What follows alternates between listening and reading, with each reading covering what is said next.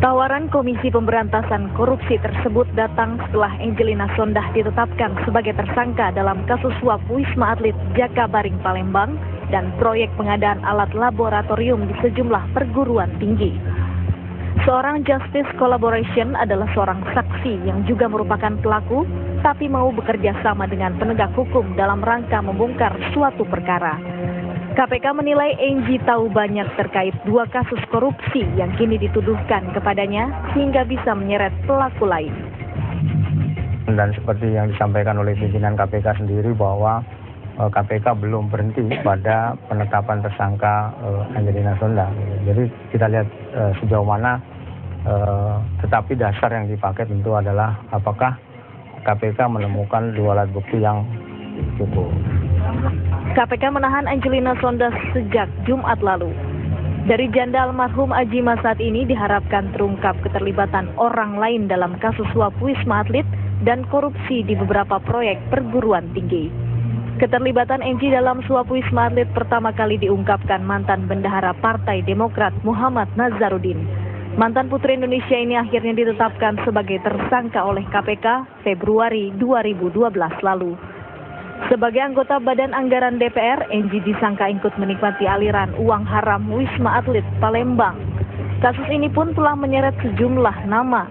Nazarudin divonis hukuman 4 tahun dan 10 bulan penjara dan denda 200 juta rupiah, subsidiar 4 bulan kurungan.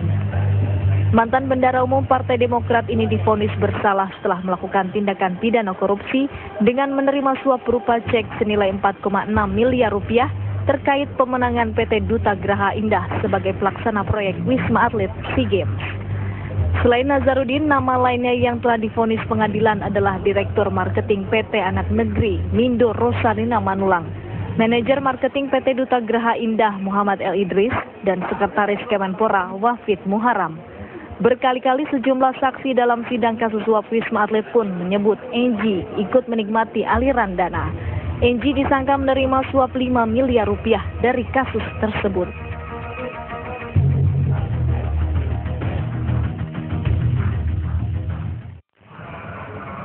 Enji ya, Pak Nasrullah. Saya tadi sudah lihat ya, tadi tayangan kita sama-sama tadi ya soal Angelina Sondah ini yang konon kabarnya tadi soal Justice Collaborator. Ini sudah ditawarkan belum sebenarnya tadi pertanyaan saya tadi? Gini, Justice Collaborator ini kan satu konsep yang baru. Saya rasa semua kita ini masih galau, masih bingung menerjemahkan konsep apa itu Justice Collaborator. Termasuk saya, mungkin Mas Asep, termasuk teman-teman di KPK, baik pimpinan maupun dengan Pak Johan Budi, belum sinkron, tapi saya pahami. Oke. Saya pahami. Nah, satu hal yang harus pahami, Justice Collaborator itu silent operation, diam-diam dia tidak diumumkan pada publik. Nah, satu hal. Kemudian Justice Collaborator itu memang sudah menjadi materi konvensi internasional UNCAC.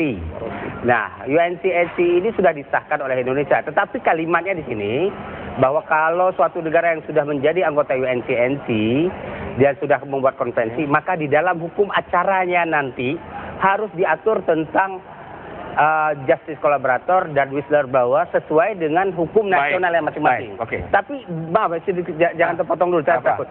Tapi hukum acaranya belum ada. Nah, oleh karena itu kami tim perumus RUU KUHP sudah memasukkan di dalam draft hukum acara. Nah, masalahnya adalah pemerintah cepat serahkan ke DPR. Kalau ada kepentingan yang belum terakomodir, perjuangkan di DPR nanti. Baik. Itu.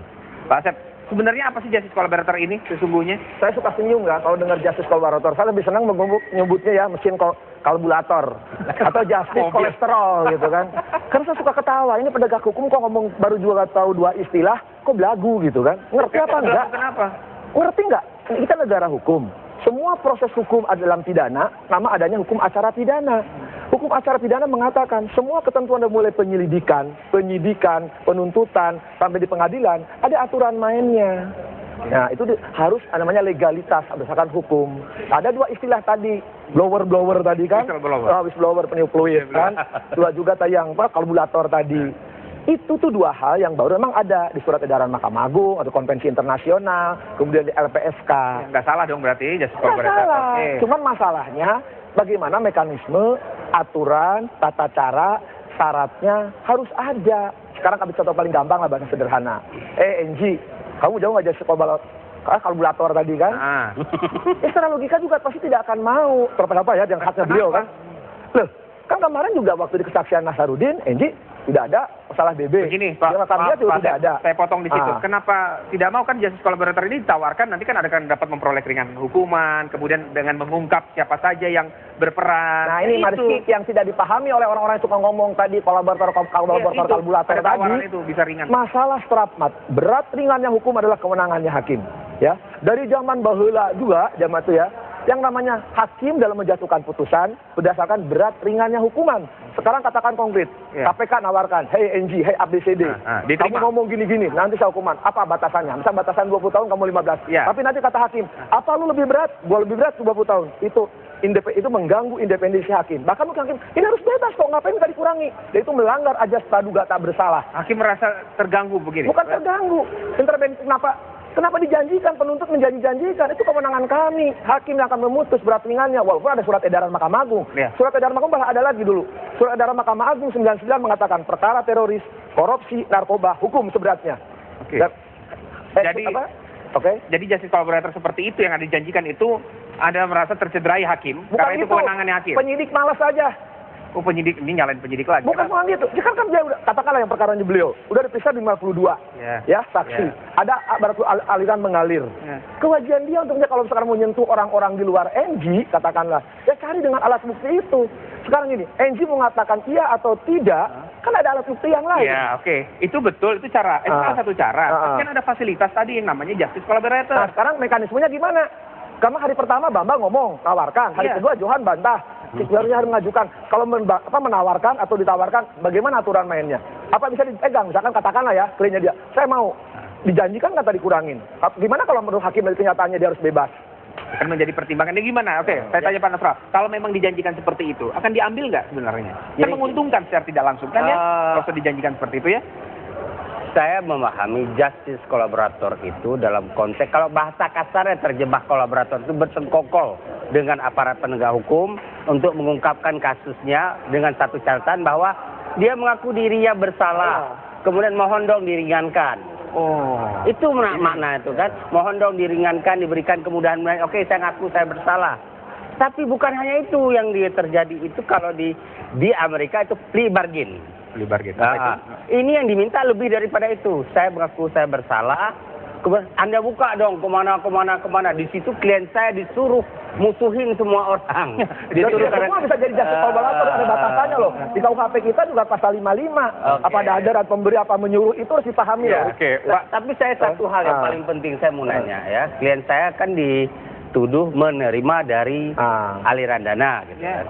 Dalam konsep itu berarti dia bekerja sama kan, dalam konteks hukum pidana menggunakan deal naming, penyertaan, bersama-sama. Sekarang sudah terungkap belum siapa yang memberikan? Orang itu, siapa yang punya hajat, yang punya kepentingan dengan pemberian itu? Terlepas ada tidaknya pemberian, tapi seharusnya kan dibuka dulu kepada publik. Pemberinya secara bersama-sama siapa pemberi. Ini Pak. Jangan ada disparitas keadilan, jangan perlakukan hukum secara tidak berimbang, equal treatment, dan hindari disparitas rasa keadilan. Saya mencoba menerjemahkan seperti ini karena dalam kasus yang memang disangkakan kepada klien Anda, Angelina Sonda ini adalah terkait dengan suap tadi kan Anda katakan sendiri. Ya, suap. Kemudian kalau begitu ceritanya, kalau suap berarti kan ada yang menyuap. Kemudian ada proses Angelina Sonda ini di Komisi 10 DPR RI. Kemudian ada urusannya dari Banggar. Berarti bisa diyakini Angelina ini tidak sendiri. Kalau ini memang benar ya, berarti kan tidak sendirian dong. Saya tidak pernah mengatakan dia tidak sendiri. Saya tidak pernah mengatakan Angelina Sonda sudah menerima suap. Jangan salah. Jangan diplesetkan itu. Yang saya katakan, kalau Angelina Sonda dituduh menerima suap, siapa pemberinya? Siapa punya kepentingan? Itu harus diungkapkan secara benar. Jangan sampai ada yang menerima suap tapi pemberinya tuyul. Ini yang ingin diminta oleh KPK. Tolong cerita siapa saja yang terlibat. Kemudian ada soal BBM, soal istilah-istilah ketua besar. Nah, ingin tahu nih KPK ingin tahu siapa sih orang-orang itu NG yang dimaksud. Sekarang kalau memang jujurlah gitu. Sekarang gini, kalau NG pernah dituduh, sekarang dituduh menerima suap. tentu sudah pasti sudah diketahui siapa pemberi. Masa nanya sama Angie? Kalau berarti tanya siapa yang memberikan suap ke kamu, berarti disuruh Angie menyalahkan dirinya sendiri. Itu melanggar prinsip hukum. Ada azas non self incrimination. Oke. Anda tahu orang tidak boleh dipaksa untuk memberikan keterangan yang menyalahkan dirinya sendiri. Oke. Baik. Terakhir ini berarti Pak Asep. Jadi justice collaborator ini menurut Anda patutkah memang diberikan kepada para tersangka korupsi yang ingin mengungkap seperti yang diinginkan KPK? Boleh aja dibuat, boleh. tapi undang-undangnya buat dulu, aturan mainnya, rinciannya, persyaratannya tentukan dulu. Kalau baru muncul judul, nggak ada rincian, jangan ngomong. Oke. Kalkulator. Saya nggak tahu bagaimana pendapat Mas Asep ini tentang klien saya menerima tapi pemberi tuyul. Oke, baik. Nah, saya pengen dengar. Itu biar KPK yang melakukan penyelidikan. Saya pengen tahu loh gimana pendapat Itu harus sih. Harus kan penyidik. Makanya, Iya, baik. itu yang saya justru. Makanya kan kewajiban penyidik itu membuka, Cari, ya. bukan kewajiban beban itu bukan kepada para Satu pihak. orang, oke. Ketika dia tahu misalkan tuh bos besar, ketua besar, apel gitu ya, apel malang, apel palsu gitu kan, rambut palsu.